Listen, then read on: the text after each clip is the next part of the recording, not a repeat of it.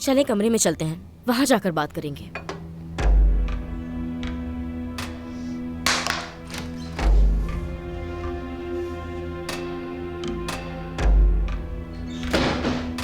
पता नहीं इन लोगों को कब एहसास होगा कि ये लोग नौकरी कर रहे हैं यहाँ।